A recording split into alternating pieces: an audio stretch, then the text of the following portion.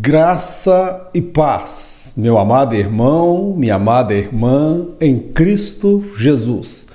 O projeto Auxílio ao Mestre está de volta e hoje estaremos estudando a lição de número 12, O Mundo Vindouro. Meu amado, sobre esse tema, esse assunto, há uma multiplicidade de pontos de vista, de interpretação, de compreensão e entendimento. Eu começo dizendo que eu não tenho a pretensão de trazer a última palavra sobre este assunto. É um assunto vasto. O perigo é que eu e muitos vão entrar pelo caminho da especulação. O que é especular? É querer esclarecer aquilo que a Bíblia não deixou tão claro assim. É querer dar voz aonde a Bíblia se cala. E hoje eu começo esta videoaula falando para os professores e professoras da Escola Bíblica Dominical. Não tenham a pretensão, a preocupação de esclarecer todas as nuances relacionadas a esse tema de hoje. O que o seu aluno e sua aluna na sala de aula, aqueles que estão sob o seu comando, eles precisam compreender é como chegar no céu. Como será a nova Jerusalém, o estado eterno, novo céu, nova terra? Nós vamos falar de muita coisa aqui, meu amado, que a Bíblia ela não deixa tão claro em detalhes, com riqueza de detalhes, mas ela fala o suficiente para que eu e você possamos ter uma ideia, um gosto, um desejo de chegar lá. E ela fala também do juízo eterno. Então nós vamos falar aqui do mundo vindouro. E eu gostaria de contar com o seu apoio, com a sua ajuda, a sua compreensão, dada a minha limitação. Não é vergonhoso ou humilhante o professor chegar perante a sala de aula, os irmãos em Cristo, os alunos, e dizer que ele não tem todas as respostas, que ele não tenha compreensão exata e ampla sobre o tema. É até digno, porque muitas coisas nós só compreenderemos à luz da eternidade.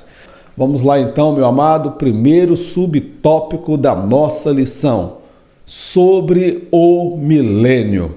Nós vamos falar agora sobre o que é o milênio, as características, o propósito, o que a Bíblia fala do milênio. Vamos lá? Descrição, subtópico de número 1, descrição. Será um período literal de 1000 anos, onde Jesus governará a terra a partir de Jerusalém. Será um reino marcado pela paz, prosperidade, longevidade e justiça. Nesta ocasião, a igreja, que por tantas vezes foi perseguida e humilhada, reinará com Cristo, e Israel influenciará o mundo com a mensagem do reino de Deus. Meu amado, você precisa compreender o seguinte, que o milênio ele não é simbólico, ele é literal. São a junção de duas palavras, ano e mil. 1000 anos, milênio, literalmente 1000 anos. O Brasil tem aproximadamente aí 500 anos de existência, pouco mais de 500 anos. E muita coisa ocorreu no Brasil nesse período de 500 anos. Só não mudou a questão da corrupção no Brasil, que até hoje, desde os primórdios, quando os portugueses aqui chegaram, a corrupção ela continua a mesma. Mudaram os personagens, mas o roteiro é o mesmo. Mas observa que durante o milênio, Jesus vai estabelecer o seu governo. Será um governo marcado pela paz, pela prosperidade, a longevidade, as pessoas vão viver muitos anos. Será um governo marcado também por projetos, realizações, assistência social, um governo perfeito. Um governo sonhado e idealizado pelo ser humano. Jesus, ele virá para ser chefe de Estado. Ele vai governar a partir de Jerusalém. E a igreja, que por tantas vezes foi perseguida, torturada, humilhada, martirizada, ela vai reinar com Cristo. Os cargos de governador, procurador, vereador, prefeito, os cargos de liderança serão ocupados pela igreja. Aqueles que seguiram a Cristo, que sofreram por Cristo e morreram por Cristo, reinarão com Cristo durante o milênio. O milênio será aqui na terra. Conforme estudamos na semana passada, Jesus ele voltará com a igreja glorificada. Amém, amados? Então nós seremos arrebatados e passados 7 anos nós voltaremos e Jesus vai dar início então ao período conhecido como milênio, que será o governo dele aqui na terra. Amém, amados? E Israel? Qual será o papel de Israel durante esse período? Durante o milênio, Israel estará realizando o papel que a igreja realiza hoje.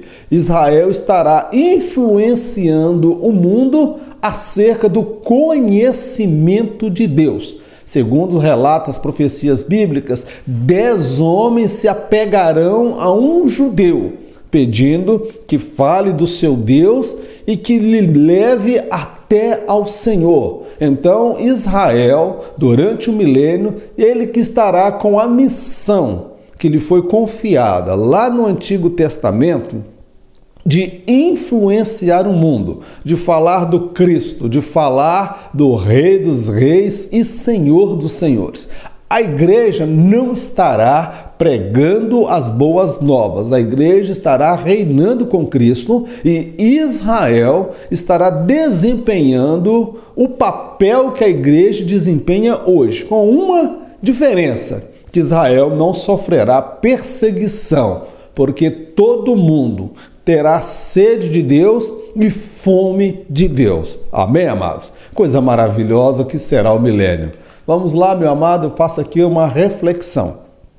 Quando o leão da tribo de Judá chegar para reinar aqui na terra, dará ordem e um único anjo será o suficiente para subjugar e acorrentar o diabo pelo período de 1000 anos. Vale ressaltar que os demônios também ficarão presos. Outra questão que vai ocorrer durante o milênio. Jesus ele vem com a igreja para reinar em Jerusalém, que será a sede do governo mundial. Na ocasião em que Jesus vem reinar, ele dará ordem a um anjo, conforme lá em Apocalipse, capítulo 20, versos 1 e 2, eu quero ler. E vi descer do céu um anjo que tinha a chave do abismo e uma grande cadeia na sua mão. Ele prendeu o dragão, a antiga serpente, que é o diabo e Satanás, e amarrou por 1000 anos. Meu amado, nesse texto nós observamos que quando Jesus ele vem estabelecer o seu reino de 1000 anos, o leão da tribo de Judá, quando ele vem para reinar, primeira coisa que ele vai fazer, vai dar o comando. E um anjo, que me chama aqui a atenção, amado, é o motivo de você glorificar a Deus. Eu, pelo menos, glorifico, porque vai ser um único anjo vai acorrentar Lúcifer, Satanás, o diabo, a grande serpente, o encardido, como alguns chamam, será amarrado por um único anjo. A Bíblia não fala que Deus vai mandar uma legião de anjo, uma legião de arcanjo, não. É um anjo. Ele é o suficiente para subjugar, dominar, amarrar, acorrentar e prender Satanás. e ele será preso durante 1000 anos, meu amado. Esse é o leão da tribo de Judá. Ele não precisa colocar a mão no cão, porque ele é santo, ele é puro, ele é perfeito, ele não se contamina com o pecado. Ele tampouco colocará a mão em algo imundo como Satanás, mas ele dará ordem a um anjo. Um único anjo, ele é suficiente para amarrar, subjugar e dominar o diabo. Amém, amado? Então, meu irmão, glorifique a Deus. Às vezes a gente tem a sensação que Jesus está ganhando aos 45 do segundo tempo e por pouco que o diabo não vira o jogo. Meu amado, esse Deus, ele é Senhor, soberano sobre todas as coisas. Ele tem todo o poder. Satanás pode ter força, mas o poder absoluto, ele vem do nosso Senhor e Salvador Jesus Cristo. Satanás será preso por 1000 anos. Eu quero fazer uma ressalva aqui, que eu entendo, compreendo assim, que ele será preso, amarrado por 1000 anos, e os demônios, os principados, as potestades, eles vão ficar soltos aí? Não. Eles também serão presos e trancafiados, porque prende-se o chefe do bando da quadrilha e prende-se também toda a quadrilha, todos os demônios serão acorrentados e amarrados, impossibilitados de agir durante um período de 1000 anos. Amém, amado? Quando o leão da tribo de Judá vier para reinar, ele vai mandar prender a imitação barata, porque na Bíblia só há um leão, é o leão da tribo de Judá. Agora há outro que tenta rugir como se fosse um leão, mas quando o verdadeiro leão vier para reinar,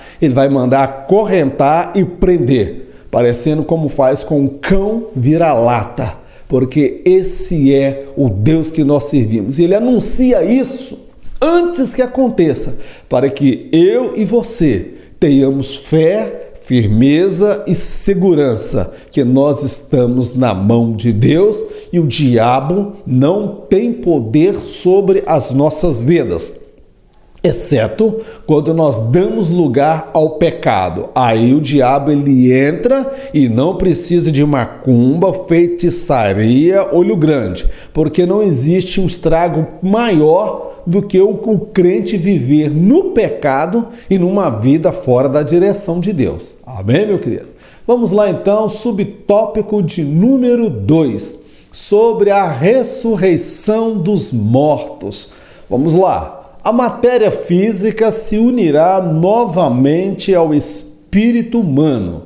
A primeira ressurreição será única e exclusivamente para os salvos em Cristo de todas as eras. Já a segunda ressurreição será para os injustos, os quais comparecerão perante o grande trono branco de Deus. O que vai ser a ressurreição dos mortos? Ressurreição dos mortos não é reencarnação. A reencarnação, ela pregou que a pessoa morre e volta numa outra vida, em um outro corpo. Lá na Índia, eles acreditam que a vaca é Deus, que a barata é Deus, que um parente morreu, ele pode voltar como barata, como um rato, eles não matam, e acreditam que tudo é Deus ou que é algum familiar dele. Isso aí é uma visão lá na Índia, e várias outras religiões têm essa uma visão da reencarnação. Aqui o que a Bíblia está falando é da ressurreição. A pessoa morreu e ele vai voltar naquele mesmo corpo que ele tinha antes. No caso dos salvos em Cristo, eles ressuscitarão primeiro o corpo, a matéria, que é o corpo físico. Ele vai voltar novamente, tomar forma e vai se unir a alma e o espírito. Essa primeira ressurreição é a ressurreição para a vida eterna. É aqueles que vão ressuscitar para a vida eterna. Amém, queridos? Agora a Bíblia fala também da segunda ressurreição.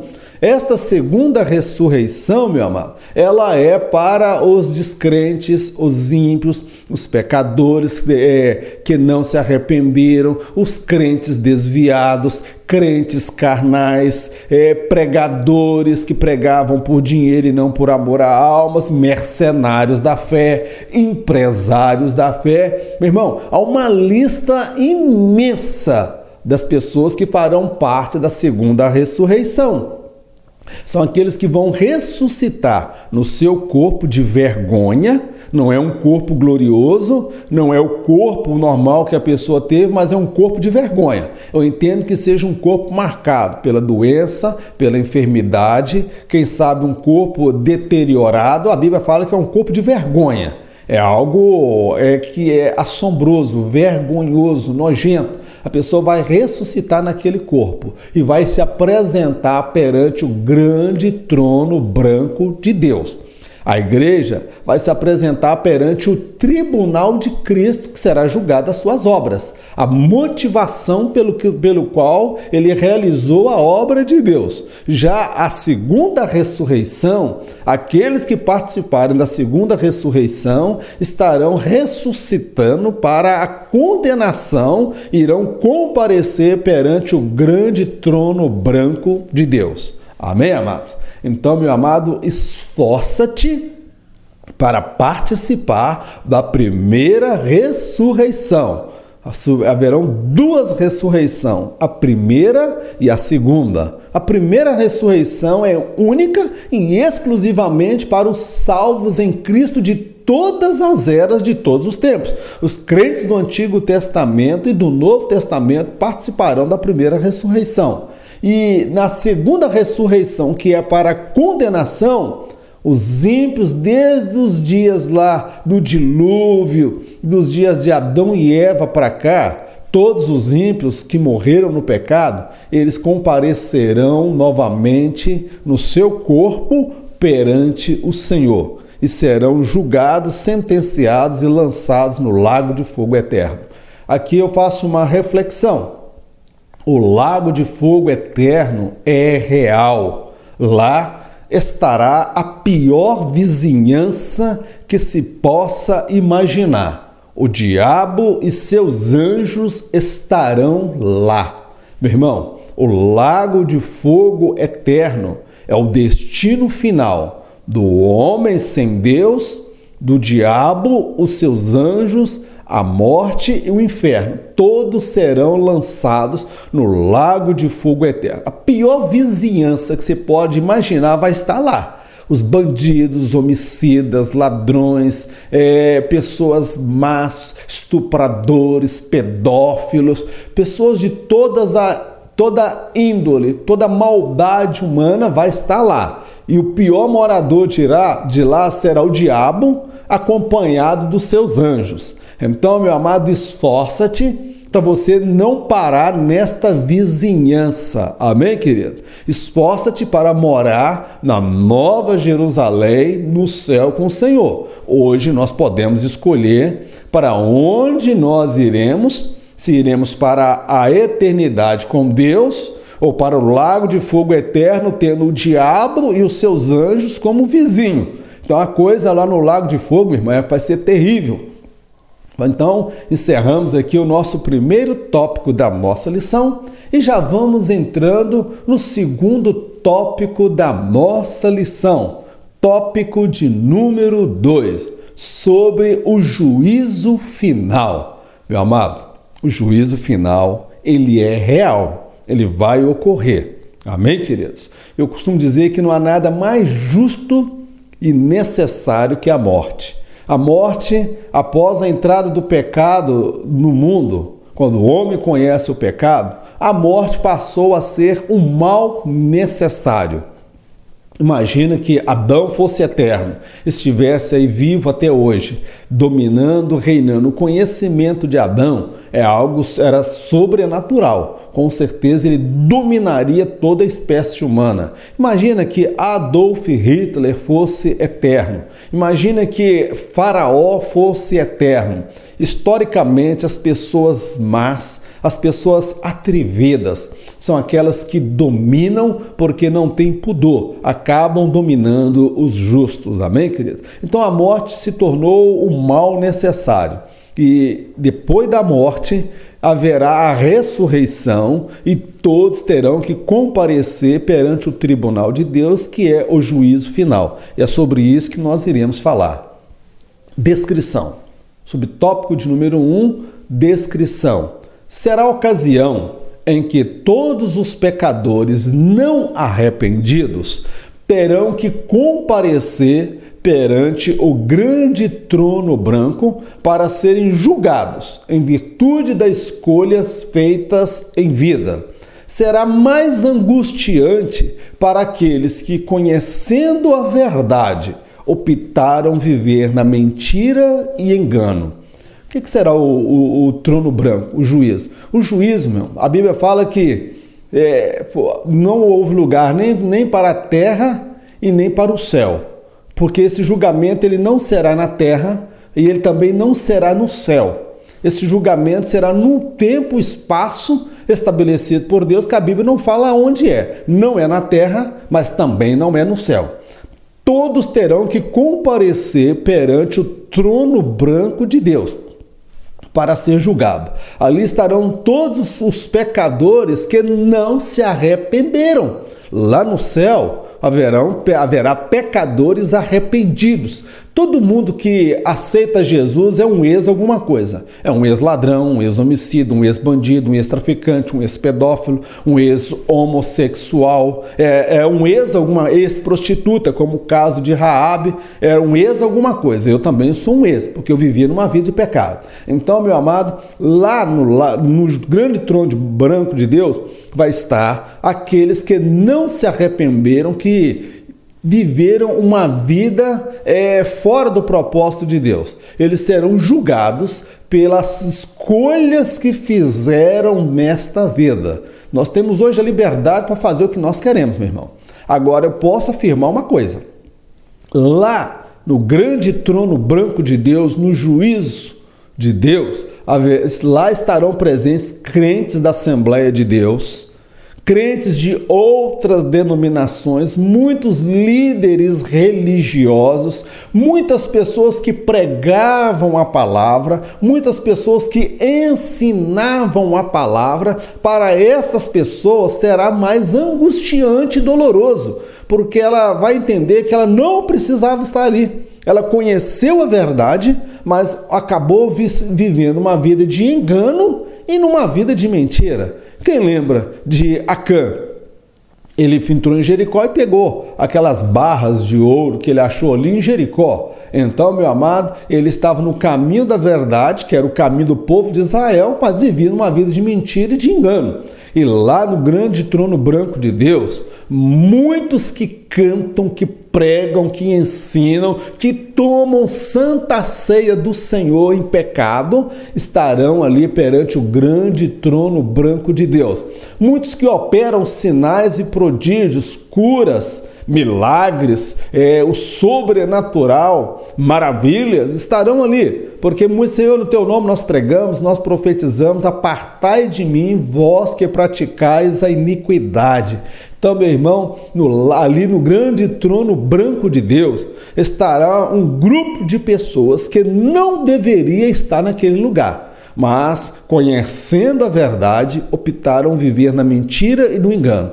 Eu quero dizer que o evangelho não deve ser fonte de lucro, de renda para ninguém. Ser pastor, obreiro, professor da escola dominical é, antes de tudo, uma vocação, uma chamada de Deus, um dom de Deus, uma dádiva de Deus aos homens. Mas muitos preferem o prêmio, mas não se preocupam com a eternidade. Então, meu amado, esse será o grande trono branco de Deus, o juízo final, que todos terão que comparecer perante o Senhor. Vamos lá, faça aqui uma breve reflexão. O pior sentimento relacionado ao juízo final em relação ao condenado é ter a certeza que está sendo julgado, não necessariamente pelos erros e pecados que cometeu, mas por ter rejeitado o advogado fiel que os livraria da sentença final. Para muitos que ali estão, o pior sentimento vai ser aquele de que eles não precisavam estar ali. Eles terão uma certeza, um sentimento no coração. Eu rejeitei o advogado fiel. Eu dizia não acreditar em Deus. É por isso que eu disse num dos meus vídeos, em aulas anteriores, que ninguém permanece ateu por toda a eternidade. Em dado momento ele vai mudar de ideia. Ou porque ele vai se converter a Cristo, como há muitas pessoas que se diziam ateu e experimentaram a salvação, tiveram uma experiência com Cristo. Mas aqueles ainda que insistem em dizer que são ateus, mas não permanecerão ateus por toda a eternidade. Porque quando cruzarem a linha da eternidade que morreu, eles vão perceber que o céu é real, o inferno é real, o juízo de Deus é real. Mas para um grupo de pessoas ali será mais doloroso, porque eles estarão ali porque rejeitaram o advogado fiel. Vai se apresentar diante do grande juiz, o grande trono branco de Deus, e sem o advogado de defesa. Meu amado, aqui no Brasil, pelo que nós estamos vivendo, dá para a gente ter uma ideia do que está acontecendo, o que será esse momento. Nós estamos vendo aí em Brasília pessoas sendo acusadas, a corrupção sendo escancarada, desde o alto escalão do governo, ministros.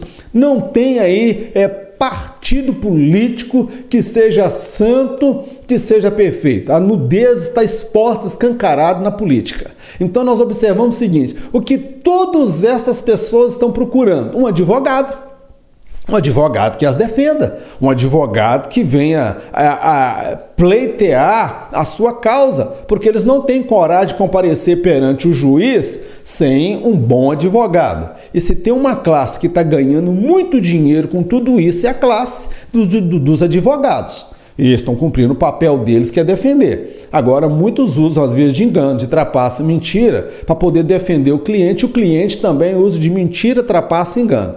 Qual a diferença? Aqueles que aceitaram a Jesus, eles encontraram um advogado fiel.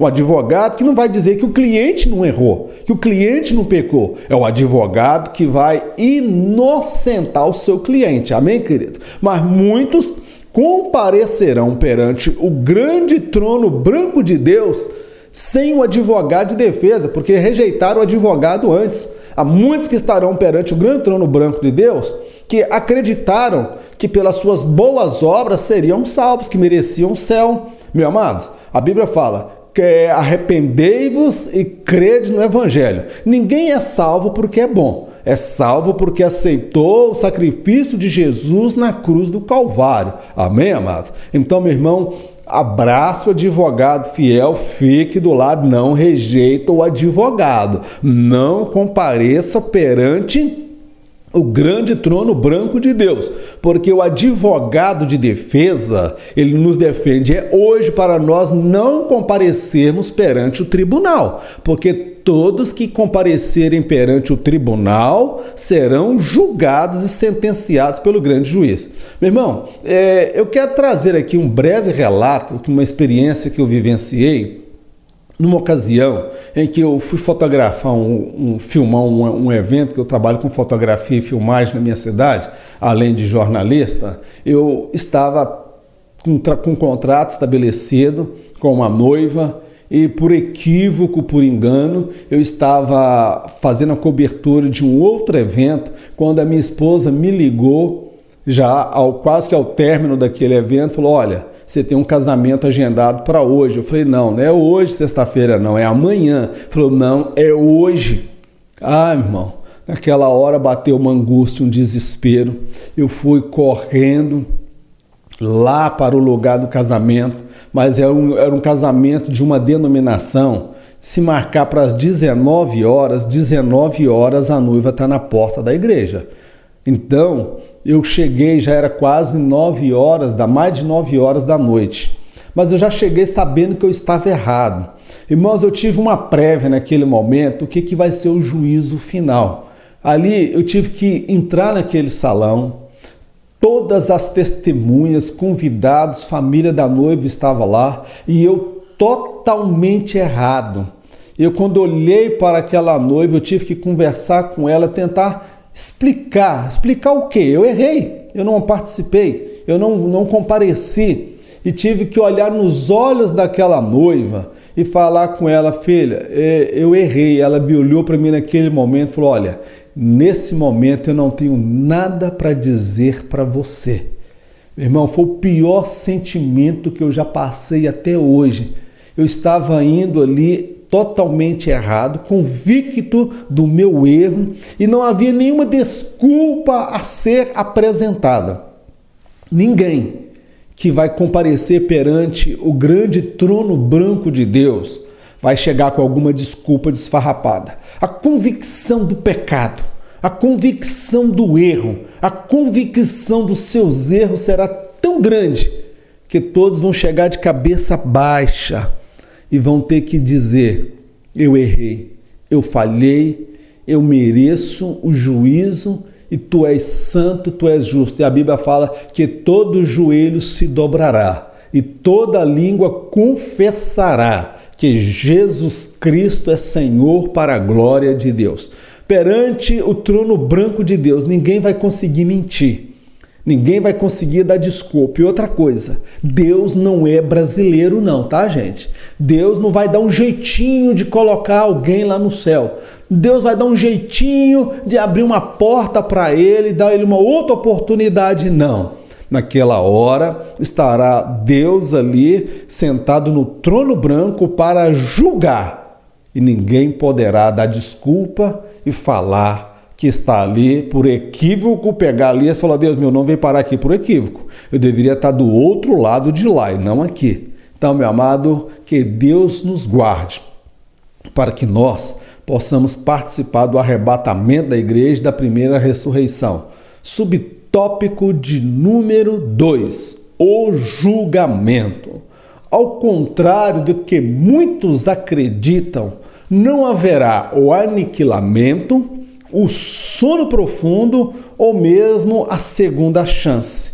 O lago de fogo eterno é tão terrível que Deus enviou seu Filho unigênito para livrar o pecador. Todavia, muitos o rejeitaram em vida.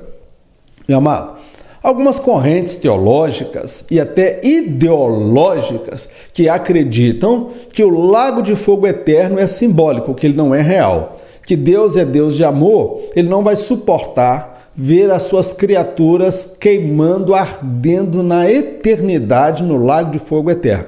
Algumas linhas teológicas ou ideológicas acreditam no aniquilamento, que a pessoa deixa de existir. O homem sem Jesus, eu posso dizer que ele é pior do que um cão vira-lata. O cão vira-lata, se ele for atropelado e morrer quando ele é atropelado por um carro, a existência dele termina ali. A existência dele termina ali. Agora, o homem sem Jesus, quando morre, ele tem uma alma e um espírito que são eternos. E aquele corpo é sepultado.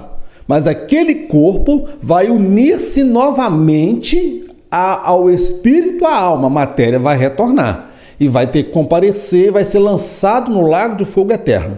Não há o aniquilamento, o sono profundo, como muitos acreditam que a morte, o inferno é um sono profundo. A pessoa não tem consciência mais da sua existência.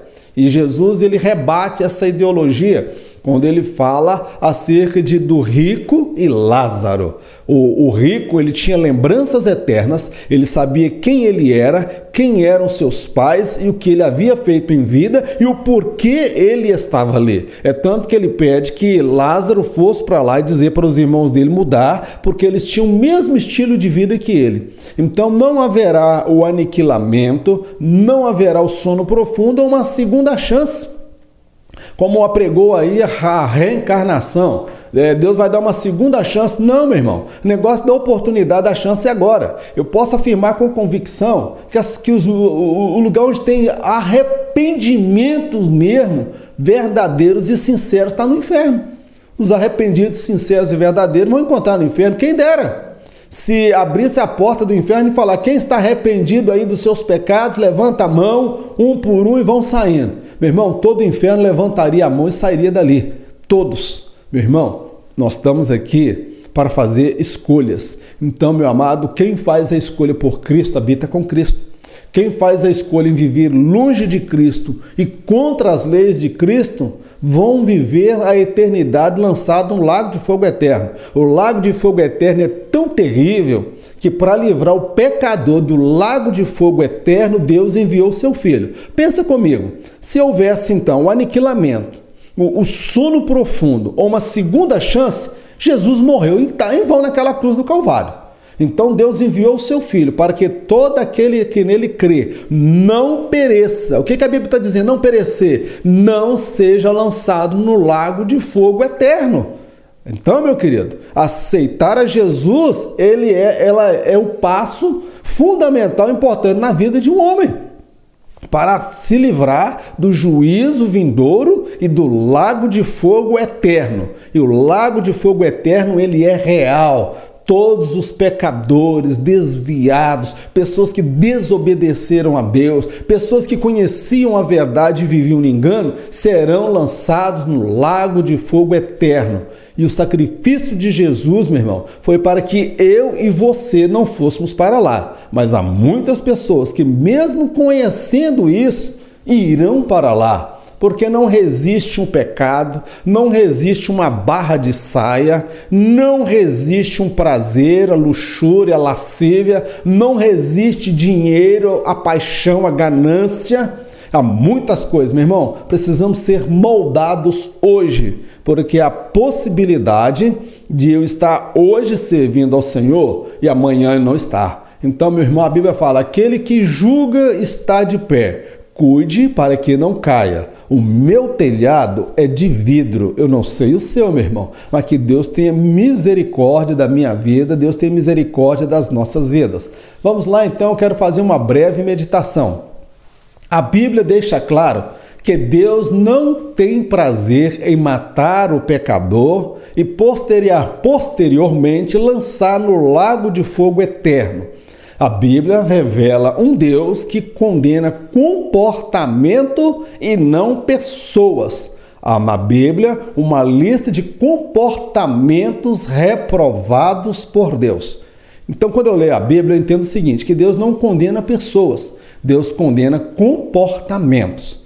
A Bíblia fala, todos que praticam iniquidade. A Bíblia tem uma lista dos feiticeiros, dos idólatras, dos pedófilos, homicidas. Tem uma lista imensa ali. Arrogantes, soberbos, mentirosos. A Bíblia está falando de comportamento, práticas, ações. Então a Bíblia ela condena comportamento e não pessoas. Agora a Bíblia não faz acepção de pessoas, seja preto, seja pobre, seja rico.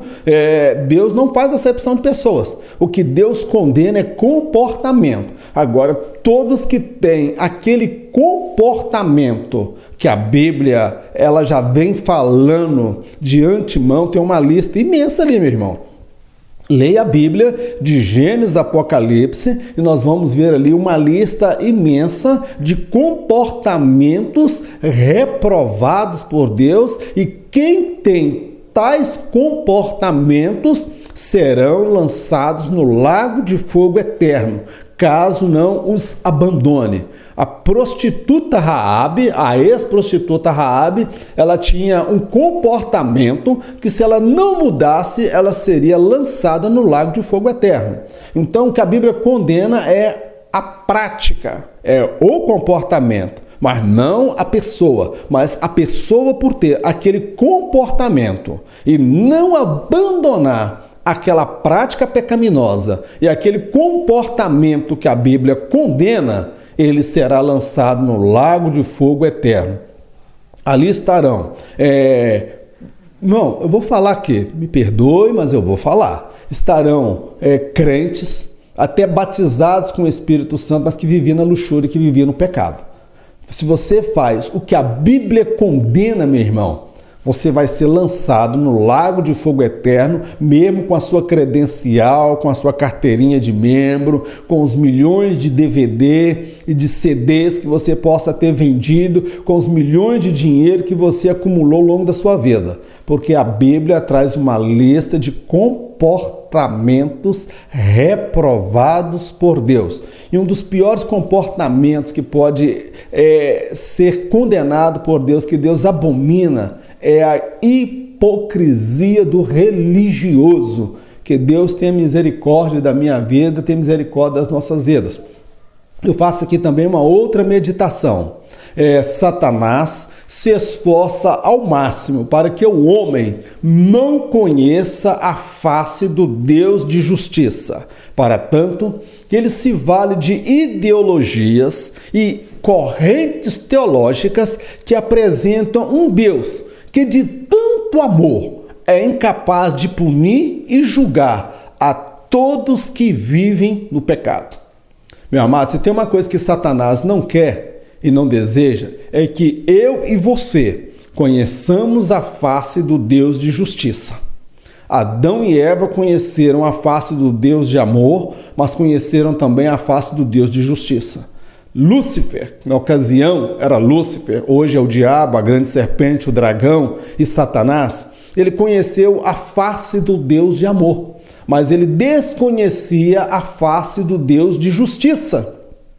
E quando ele foi lançado com uma terça parte dos anjos do céu, eu penso que no momento em que ele levantou uma terça parte dos anjos para tomar o lugar de Deus, contando que Deus era amor, Deus era misericordioso demais, Deus era mamão com açúcar, que esse Deus, ele era incapaz de trazer justiça. Ele não sabia o quanto ele estava errado e aqueles que o acompanhavam. Então, ele faz de tudo para que eu e você, para que a humanidade não conheça a face do Deus de justiça. Ele apresenta até o Deus de amor, e há várias correntes teológicas, ideológicas, filosóficas, que apresentam um Deus que eu apresentei com letra minúscula, que não é o Deus da Bíblia. O Deus da Bíblia é Deus de amor, mas também é um Deus fogo consumidor. Mas Satanás se esforça para que a humanidade e as religiões apregoem apenas um Deus de amor, um Deus de misericórdia. Meu irmão, a misericórdia e o amor, ela faz parte do caráter, da essência de Deus. Mas esse Deus também, ele é fogo consumidor, ele é um Deus de justiça. E ele há de sentenciar e julgar todos que vivem na prática do pecado, todos que vivem na mentira, todos que vivem no engano. Amém, meu querido? Este será o juízo final. Subtópico de número 3, destino dos ímpios. Viver eternamente distante de Deus é com certeza um sofrimento eterno. Não obstante, o pecador padecerá tormentos físicos, emocionais e a eterna dor das lembranças de oportunidades perdidas. Qual o destino final dos ímpios? Meu amado, há algumas correntes teológicas, aí aqui há algumas divergências em relação à interpretação do texto. Em Apocalipse, a Bíblia fala que a morte e o inferno serão lançados no lago de fogo eterno. A morte, o inferno, Satanás, o anticristo, o falso profeta, todos serão lançados no lago de fogo eterno. A morte, o inferno e essa turma, e o diabo, seus anjos, os pecadores. O destino final é o lago de fogo eterno. Mas aqui, meu irmão, há alguma divergência, porque alguns apregou que o inferno é o lago de fogo eterno. Outros entendem que a palavra inferno, há várias traduções, é Tártaro, Hades, Sheol, e tem um quarto nome ainda se referindo ao inferno. Então, o que eu observo nisso? Que o destino final do ímpio será o distanciamento de Deus. Ele vai viver uma eternidade longe de Deus. E não obstante essa eternidade longe de Deus, ele vai padecer sofrimento físico, emocional e a pior de todas é as memórias eternas.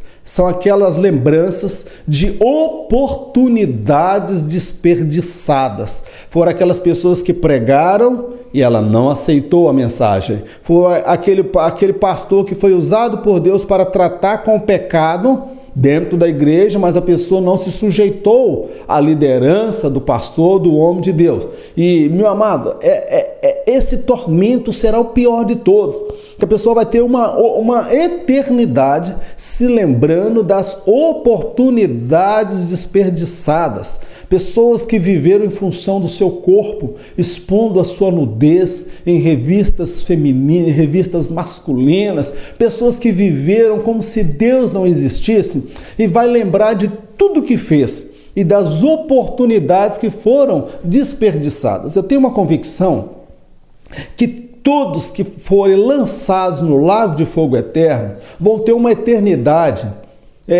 sabendo que ele está ali de fato porque merece. Ele teve todas as oportunidades que os salvos tiveram. Então, para haver juízo, justiça, e Deus ele é justo, tem que ter princípio de igualdade. E esse princípio de igualdade é que vai atormentar quem será lançado no lago de fogo eterno, porque ele teve as mesmas oportunidades que o salvo teve, porém, que ele desperdiçou todas estas oportunidades. Então, meus amados, eu quero fazer aqui, em relação a este subtópico, uma meditação. Há divergências teológicas não quanto ao destino final do pecador, mas quanto à nomenclatura mais apropriada a ser adotada. De qualquer forma, para os salvos, isso não faz diferença, pois não passarão por lá. Então, meu amado, você pode ver aí que há algumas divergências aí de opiniões e teológicas. Alguns acreditam que o lago de fogo eterno é o inferno. Outros acreditam que o inferno e a morte serão lançados. Um pastor que eu observei na internet, ele fala que quando a Bíblia fala que a morte e o inferno serão lançados no inferno, é que a morte e o inferno terá que dar conta dos seus mortos. Que aqueles que morreram sem Cristo, a morte e o inferno terá que dar conta, e o mar dará conta. Então, aí, quando ele fala que a morte e o inferno dará conta dos seus mortos, ele está se referindo a esse episódio. Então, não é o propósito dessa lição entrar nesse mérito. Uma coisa é verdade, é uma questão de nomenclatura. Se é lago de fogo, se é inferno, eu sei que Deus não está lá, haverá um tormento, sofrimento e lembranças eternas. Mas para mim e para você, que não passaremos por lá, porque eu estou lavado e remido no sangue de Jesus e Ele me purifica de todo o meu pecado, isso para mim não faz diferença nenhuma, né, dessa nomenclatura, porque primeiro que eu não vou passar por lá. Eu não vou para lá, eu vou para o céu. Amém, meu querido? Então, para os salvos em Cristo, não faz diferença nenhuma. Se é lago de fogo eterno, se é inferno, se é Sheol, se é Hades, se é Tártaro. Isso aí são definições teológicas e eu respeito aqui os teólogos. Eu não sou a pessoa que detém a última palavra sobre o assunto, mas eu sei que para quem é salvo, pouco importa se é Sheol, Tártaro, Hades ou inferno, lago de fogo. O importante é que você não vá parar lá, porque quem vai para lá vai poder dizer com exatidão como é. Então não me preocupo, porque eu não vou para lá, estou indo para morar com o meu Jesus no céu e acredito que você também, e é por isso que a gente louva, glorifica e exalta o nome do Senhor. Meu amado, encerramos aqui o subtópico de número 2, o tópico de número 2, e já vamos entrar agora no tópico de número 3, sobre a nova criação. Meu amado, isso aqui vai dar pano para manga, tá bem? Então aqui entra algumas questões que a Bíblia não deixa tão claro, mas eu não sei como vai ser o corpo glorificado. Eu só vou descobrir no ato em que ele estiver acontecendo que eu vou receber um corpo glorificado. Eu não sei como será o arrebatamento, como se dará, mas eu vou participar. Então, no momento que eu estiver participando, eu vou poder dizer. Mas, por enquanto, eu faço uma ideia de como será. Amém, querido? Você que é professor, não fique preocupado em trazer respostas exatas, perfeitas, conclusivas, a última palavra sobre o assunto, porque são episódios que ocorrerão ainda.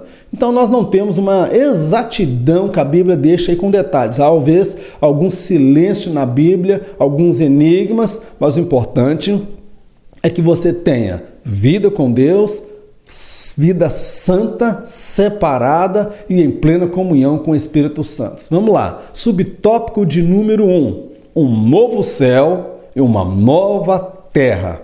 Segundo o relato bíblico, Deus fará tudo de novo, um novo céu e uma nova terra.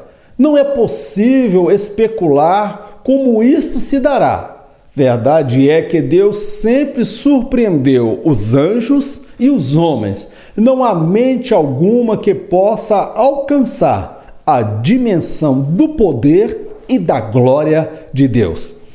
Observe uma coisa, irmãos.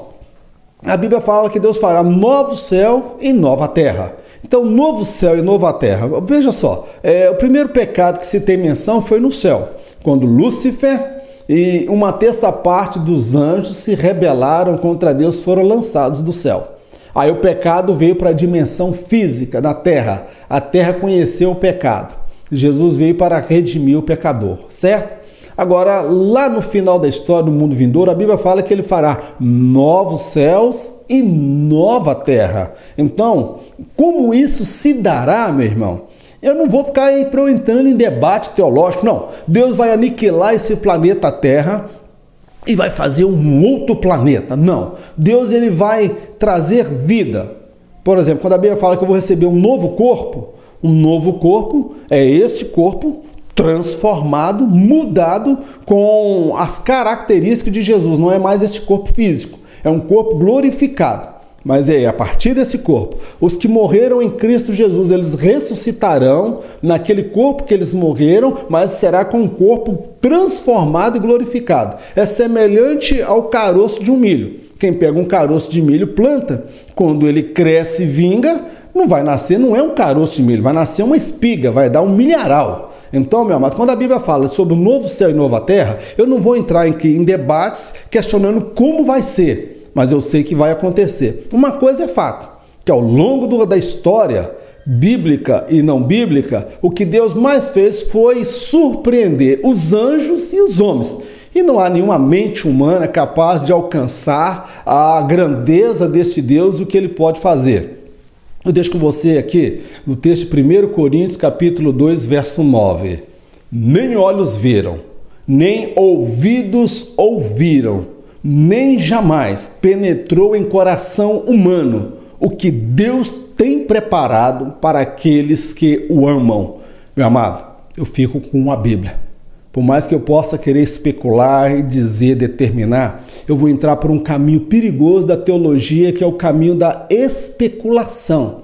É eu querer falar onde a Bíblia se cala. É eu querer esclarecer o que Deus não deixou tão claro.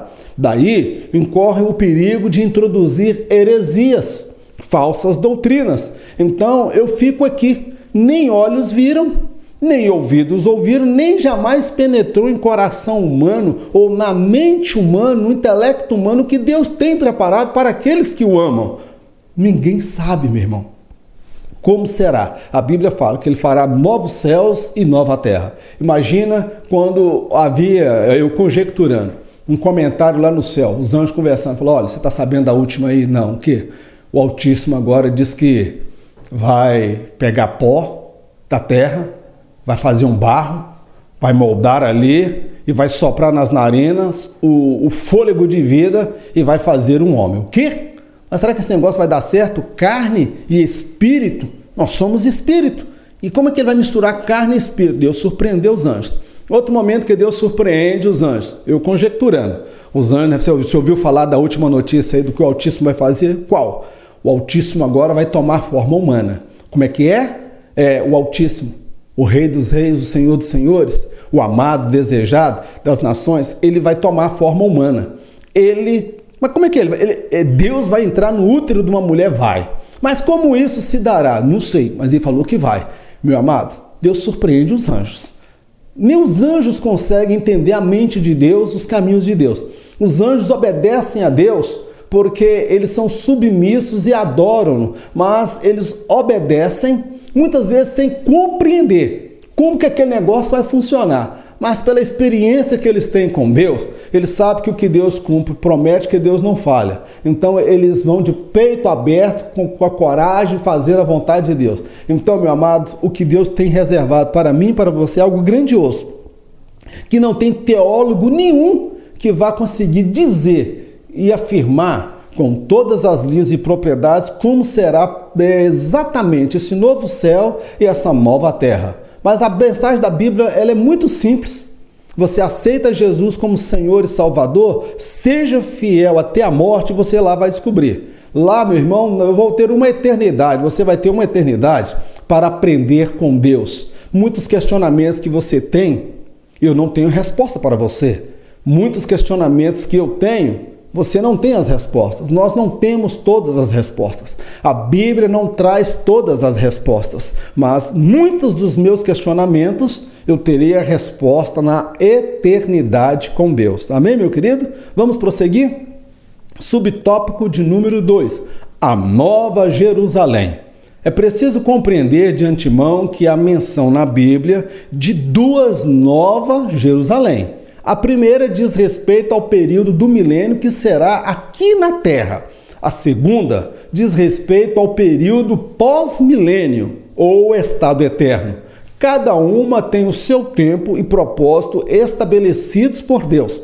Quando você lê lá o livro de Gênesis, a profecia é que tive a visão que descia do céu a Nova Jerusalém. Essa lá, durante o milênio, a Nova Jerusalém, ela vai vir descendo do céu e será a habitação dos salvos, da igreja. Amém, querido? Essa é a Nova Jerusalém. Ela vai ser iluminada pela luz do sol, haverá noite e dia, mas quando você prossegue na leitura, quando passou o milênio, que essa Nova Jerusalém, a Bíblia fala da Nova Jerusalém, a Jerusalém celestial. Não é a Jerusalém que desce do céu, é a Jerusalém celeste, onde não haverá mais sol, não haverá lua, porque o próprio Deus a iluminará. Então não está se referindo a essa Jerusalém lá do milênio. Então quando você pega o texto, você vai ver que cada uma delas tem propósitos diferentes, tempos também diferentes. Então, meu amado, como que é a primeira e a segunda, eu não sei, mas a Bíblia fala que são duas. A Nova Jerusalém que desce do céu e a Nova Jerusalém no estado eterno. Amém, querido? Após o milênio. Como vai ser isso, meu querido? Espera um pouco. Daqui a pouco Jesus está voltando, vai arrebatar a igreja. Eu vou ter um corpo glorificado e minha capacidade de compreender e de assimilar será muito maior. E com uma outra coisa, eu vou perguntar para ele: Jesus, vem cá. Como que é esse negócio da Nova Jerusalém? Terei acesso direto a ele, amém, querido? Então vamos prosseguindo, nós não temos todas as respostas. A teologia, como eu já disse em algumas ocasiões, ela não é uma ciência exata, ela é uma ciência humana, baseada num texto divino, sagrado, e a interpretação pode não ser a interpretação mais acertada. Então, eu posso talvez me equivocar quanto à interpretação do texto, mas não quanto à intenção. Eu não tenho erro de induzir ninguém ao erro, mas eu posso me equivocar em dado momento acerca da interpretação de um texto bíblico. Mas uma coisa eu tenho convicção: eu vou participar do arrebatamento da igreja e verei Jesus como ele é e vou habitar no céu, e lá não haverá nem luz do sol, nem estrelas, nem a luz da noite, porque o próprio Deus iluminará. Como é lá, meu filho, eu não sei, mas eu sei que eu vou morar lá. Amém, queridos? Vamos lá. Subtópico de número 3. A eternidade dos salvos. Na eternidade com Cristo, os salvos não estarão mais sujeitos ao pecado, pois em vida fizeram uso do livre-arbítrio e escolheram estar ao lado de Deus. Como será, meu amado, lá na eternidade? Lá na eternidade, o meu livre-arbítrio hoje e o seu livre-arbítrio, nós escolhemos andar com Deus, sujeitar a Ele, porque nós não aceitamos Jesus não é somente como Salvador, nós aceitamos Jesus como Senhor. Então o que isso significa? Que Ele não somente me salva, mas eu me sujeito à sua palavra, aos seus mandamentos, aos seus estatutos, ao seu código de conduta moral, espiritual e ético. Que é isso? Eu estou fazendo uso do meu livre-arbítrio. Estou me sujeitando a Deus. A Bíblia fala, sujeitai-vos, portanto, a Deus. Então, eu estou me sujeitando, coloquei meu livre-arbítrio diante do Senhor. Eu rejeito o pecado, a carne, as paixões e tudo que este mundo oferece. Em algumas vezes eu sou vencido, mas o sangue de Jesus me purifica e te purifica de todo pecado. Na eternidade, esse livre-arbítrio que eu fiz hoje, meu irmão, já entrei no estado eterno. Não haverá mais a possibilidade de eu pecar. Eu não estarei sujeito ao pecado. Você não estará mais sujeito ao pecado. Semelhante aos anjos. Os anjos que habitam com Deus, eles já fizeram a escolha deles, o livre-arbítrio. Na eternidade, no estado eterno com Deus, todos que lá estarão ali porque fizeram uso do livre-arbítrio. Interessante que lá no milênio, ninguém que vai nascer no milênio é salvo ou é condenado. Satanás ele é solto por 1000 anos. Depois de 1000 anos, Satanás é solto e ele vai levantar um poderoso exército de pessoas insatisfeitas com o reinado de Cristo. Olha só, Jesus vai estar reinando na terra e vai ter um monte de gente insatisfeita com o reinado de Cristo. Então, meu irmão, é uma ilusão você querer agradar todo mundo, é uma ilusão você querer decidir tomar as suas decisões baseado em aplauso, aprovação, na simpatia e popularidade. Jesus vai estabelecer o milênio e ainda assim vai ter um monte de gente satisfeita com ele. Então o homem, ele é por natureza insatisfeito e ingrato. Então não tente agradar todo mundo, faça aquilo que Deus colocou no seu coração para fazer. Se as pessoas não gostarem e você está na direção de Deus, não mude o seu discurso porque as pessoas não estão gostando do seu discurso. Seja profeta de Deus, ensina a palavra de Deus, fala de pureza, fala de santidade, abandono de pecado e nascer de novo. Então, aquelas pessoas que nascerão durante o milênio, Satanás vai ser solto e muitos escolherão ficar com Cristo, fazendo uso do livre-arbítrio. Eles não seguirão a Satanás, mas muitos seguirão a Satanás